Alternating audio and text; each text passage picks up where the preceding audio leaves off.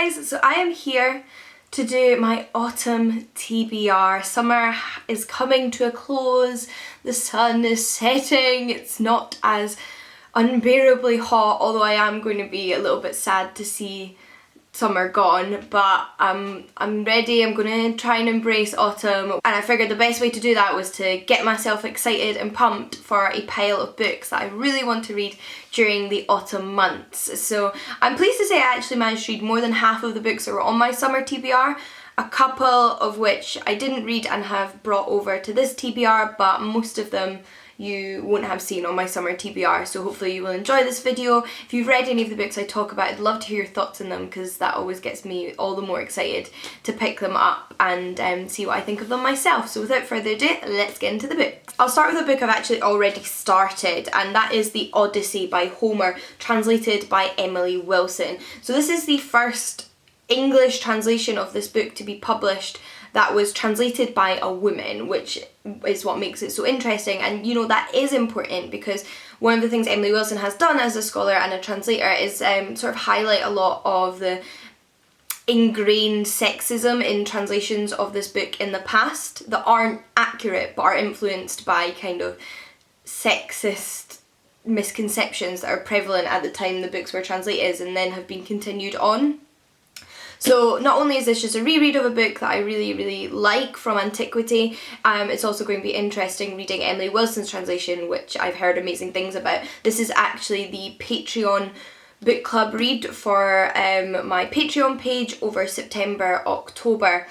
We pick a book together every 2 months to read, and then I do a live show for my patrons. So that's going to be going on there, and I'm just loving returning to this story. I then have a couple of Man Booker books on my TBR, which will of course be announcing their winner during autumn, so it'll be intriguing to see what wins. But the two in particular that I want to get to are The Water Cure by Sophie Mackintosh. This is a book that I think you're not quite sure whether it's dystopian or not when you're reading it. It's about a group of young women who live on an island, and they have sort of been forbidden to come in contact with men. They've never met men their entire life because supposedly coming in contact with men would kill them. It would mean the end of their life, that they live in a world supposedly that doesn't allow for contact between men and women. However, some men wash up on the shore of their island, so I'm intrigued to see how this one goes. I've heard some really interesting things about it. I think the concept's really interesting. Pretty sure Margaret Atwood was raving about this one, so I'm hoping it lives up to the hype. And I also have Everything Under by Daisy Johnson. This is one where the blurb does not really give this away, but it is actually based on the Greek myth of Oedipus, which was what immediately drew me to the story because I love a Greek myth retelling. I also find it really interesting to read myth retellings that are set in the contemporary times or just non-antiquity times, because I think it's just interesting to see those themes arise in a more recent setting. And this one is about a young girl and her mother. She grows up on a barge boat, but now Gretel has grown up and she gets a call from a hospital which sort of brings up memories from her past. So I'm interested to see what has this one longlisted for the Man Booker as well. But an author I have loved in the past and have returned to recently is Jeanette Winterson. So I really want to keep reading more Jeanette Winterson. So I have The World and Other Places. This is a collection of her short stories, and I've never read a collection of Jeanette Winterson's short stories before, so I thought it would be fun to try those out because I have loved all of the novels I've read by her, as well as the one non-fiction book I've read by her. And recently I read both Oranges Are Not the Only Fruit and Why Be Happy When You Could Be Normal, and it just reminded me of how gorgeous Jeanette Winterson's prose are. In fact, she seems like the perfect writer to do the short story genre justice. Jeanette Winterson's writing is often strange and surreal, with a bit of magical realism thrown in there to differing degrees, and this is actually her first collection of short stories that was published. Next up, I have Child of the Prophecy by Juliette Merlet, which I have also actually started. I'm 63 pages into this one. This is the third in Juliette Merlet's Seven Waters series, which I absolutely fell in love with the first two books of in the summer. One of my new favourite authors, and the first two books in the series are two of my new favourite books. I adored them. I'd started this one immediately after finishing the second one, but then decided I'd like to give it a little bit of a break before returning to the world. I thought I would appreciate more if I read some different things and then came back to it, but I'm ready to return to the world of Seven Waters and find out what happens with the next member of this family. It's a high fantasy series set in medieval Ireland, full of the fairies, the fae folk, witches and magic, and each book is a complete story arc, and the following book follows a different female member of the Seven Waters family. However, there are strains of the story that continue into the next story because they affect the lives of the characters in the subsequent plots, and characters from the previous books do come up and appear in the other books, so they're connected in that way, and I would suggest reading them in order because of that, but you do get the satisfaction of a whole story in each book, which is nice. On the topic of fantasy, I really want to get to A Catawitch by Nnedi Okorafor. I recently read Nnedi Okorafor's Binti trilogy from beginning to end and loved them. 5 out of 5 star science fiction series, and this is one of Nnedi Okorafor's fantasy novels following a young Nigerian girl who was born in New York but now lives in Nigeria, and she discovers that she has some magical abilities and is sort of recruited along with some other young people who are showing sort of magical powers to be trained. A little bit of sort of magic school vibes going on there. I'm not sure to what extent it's a formal magic school or not, but yeah, it's about her training and learning to use her powers whilst being a teenager, an ordinary teenager trying to live in Nigeria and go to school and interact with the people around her. But I am so sold on Nnedi Okorafor as a writer now after reading and loving the Binti trilogy that I just think I'm going to adore this series, so I really want to get around to this ASAP. Another author that I'm continuing to read, having read some of them recently, I'm really just getting into reading lots by the same author when I enjoy one thing. So I recently read Liz Lochhead's Medea,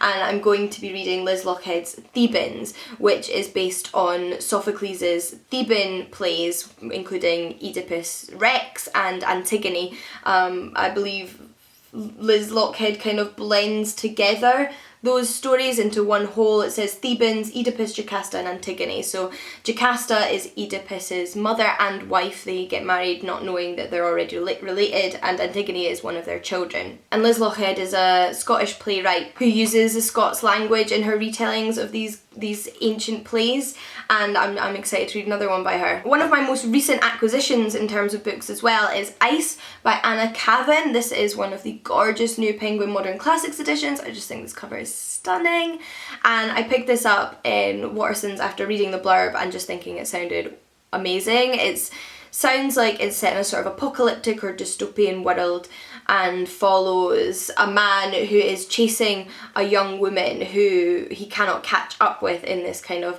icy landscape. It says, through this bleached, devastated world, one man pursues the sylph-like, silver-haired girl he loves as she keeps running, away from her husband, away from the sinister warden who seeks to control her, away from him.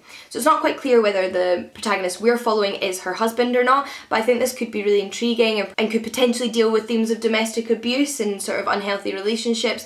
It just sounds stunning, and I've never read anything by this author before, so I'm really intrigued to give her a shot. The book itself was first published in 1967. I do have a couple of poetry collections on my TBR as well. The first one is Measures of Expatriation by Vani Capildio. This was a gift given to me by my friend Jen, who I completely trust when it comes to poetry, and I can't believe I've not gotten around to it yet, but I'm really feeling like now is the time. It says, in Measures of Expatriation, Vani Capildio's poems and prose poems speak of the complex alienation of the expatriate and address wider issues around identity in contemporary Western society. Plus, if Jen says I'm going to enjoy it, I'm pretty sure I'm going to enjoy it, so I'm excited to finally get around to this, and I also want to finally get around to Plum by Holly McNish. I have read a couple of the poems in this collection, but I haven't read it as a whole, and I would really like to because I love Holly McNish. I have seen her perform her poetry in the past and thoroughly enjoyed it. I think she's an amazing poet. Again, she performs her poetry amazingly, so I will suggest perhaps looking her up on YouTube and listening to her.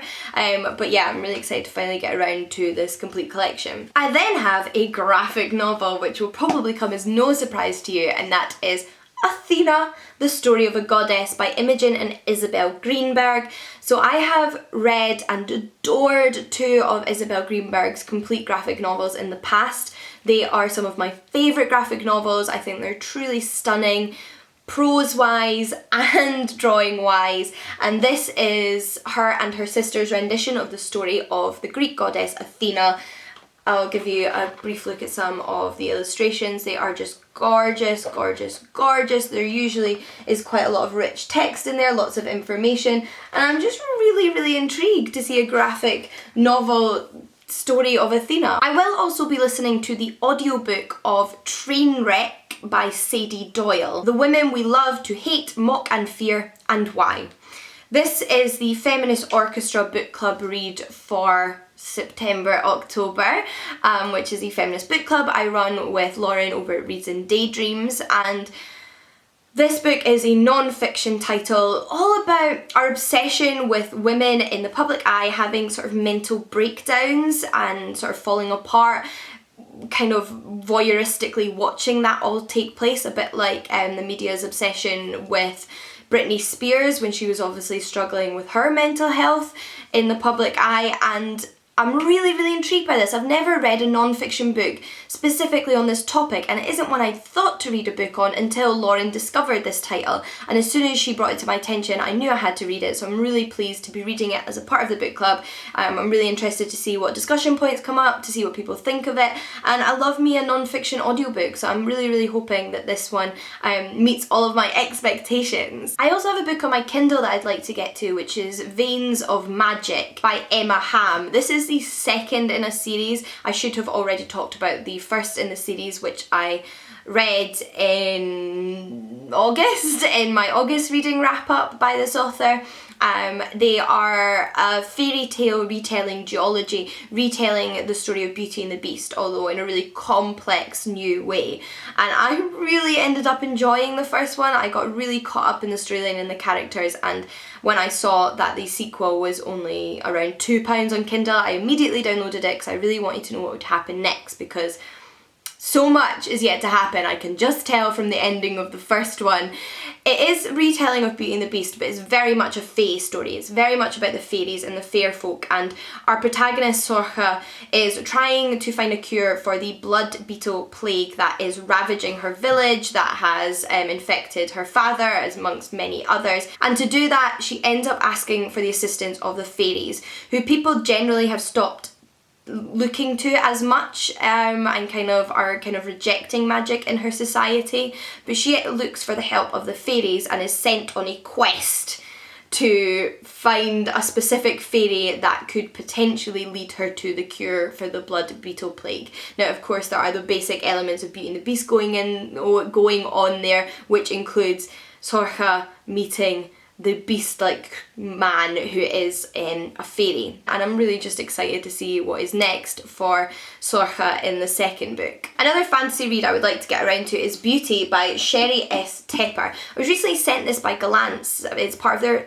fantasy masterwork series, and I'd never heard of it before, but quite a few people commented on my haul video saying they had read and really enjoyed it, which got me all the more excited for it, and I just think the concept sounds really interesting. This is another one that has fairy tale inspiration behind it. In particular, it seems to take inspiration from Sleeping Beauty. But in this instance, our protagonist Beauty does not find herself pricked by the needle. She manages to escape the curse of the needle and the everlasting sleep by time travelling into the future. So there's a bit of a blend of fantasy and science fiction at that, and I think that sounds so interesting that I have to get to this one soon. I then do have a few non-fiction books that I'm potentially considering.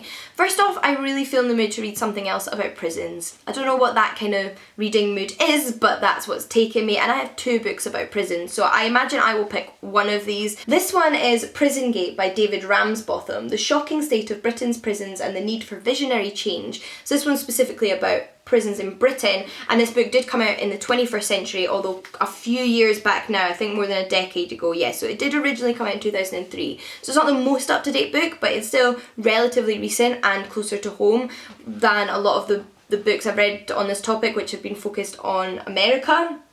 So I think this would be really interesting. Or I do have a collection of essays on the American prison system, which is edited by Angela Y. Davis, and that's If They Come in the Morning, Voices of Resistance. This one again is even older. This one is a reprint by Verso of a book that originally came out in 1971.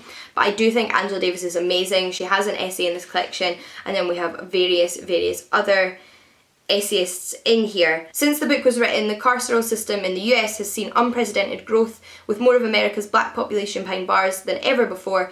The scathing analysis of the role of prison and the policing of black populations offered by Davis and her comrades in this astonishing volume remains as pertinent today as the day it was first published. So I would like to read one of these. And I also have these two non-fiction books which I'm kind of toying between. We will see. The first one was sent to me by the publisher and I just think it sounds amazing. It is essays on why women have better sex under socialism and other arguments for economic independence by Kristen R. Godsey. As soon as the publicist emailed me about this, I said yes, I needed a copy of this. I am a socialist. Why would I not want this? It comes out on the 1st of November 2018. This is a proof copy. And more generally than just the specific title, it's about the negative impacts capitalism has specifically on women. I also have a book I borrowed from my mum because she was raving about it. She read it ages ago, but she brought it back up in conversation recently. And that is The Enigma of Capitalism and the Crisis of Capitalism by David Harvey. David Harvey is an economist and this book is an economics book. Again, it's not his most recent book, but it's not super old either. It came out in 2010, so it's not completely outdated, hopefully. It also discusses a general theory, which I believe to be true and has hardly changed since 2010, which is capitalism requires essentially highs and lows. It is always going to create dips in the economy which negatively affect the citizens of the countries that are run in that way, if that makes sense. So we had that big financial crash which inspired the writing of this book. You know, there's going to be more of those if we continue to function in the same way. So I think this will be really interesting to understand that concept more in depth, and like I said, my mum thinks this is great. I was also recently talking about how much I wanted to read a José Saramago book. José Saramago is a Portuguese author and one of my dad's favourites. This is the one I have on my shelf, but my dad did own all of them, so I could equally as easily read a different title by him in the autumn, but I would really like to prioritise reading something by him. This is The Elephant's Journey, which follows the journey of an elephant which has been given as a gift from one kingdom to another, and we're following it travelling to this other kingdom, which I just think is a really unique concept. And José Saramago is meant to be a phenomenal writer, so I think I'm just going to get a lot of pleasure from his prose. Those are the books currently on my TBR. I will probably end up reading a few other books and not quite getting to every single book on this list, but I hope I will at least read most of them, and I'm just excited to see what autumn has to bring in terms of books and reading. Do let me know if you have read or are interested in reading any of the books I have mentioned in this video, and I'd also love to know what you plan on reading in autumn. Do you like to read thematically according to the seasons? What do you gravitate towards in autumn? But until next time, happy reading, and I'll see you all again soon. Bye!